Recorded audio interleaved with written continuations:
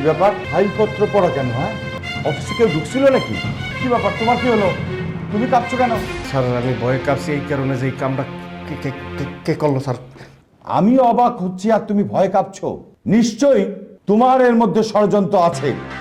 বলো, বলো সব কারা করেছে, বলো। স্যার আমি 6টা বছর আপনার চাকরি করি স্যার, 6 বছরে আমার কি অবিশ্বাস করতে পারছেন? করিনি, কিন্তু আজকে করছি। কারণ আমার ডয়ারে 2 কোটি টাকা আছে, এটা তুমি ছাড়া কেউ জানে না। টাকা আছে? আরে এখানে তো 1 কোটি টাকা রেখেছিলাম, টাকা কোথায়? এখানে 1 কোটি টাকা আছে। স্যার আমি যদি জানতাম চোরের লগে যদি আমার সংযোগ থাকতো তাইলে কি আপনার সব টাকা নিয়ে যেত না? তাইলে 1 কোটি টাকা নিয়ে গেছে আর 1 কোটি টাকা থুয়ে গেছে। আমার যে কথা কইছেন স্যার, আমার মনে খুব কষ্ট লাগছে স্যার, আমার খুব কষ্ট লাগছে স্যার। বাদল, এখানে মদের বোতল রেখেছিলাম না?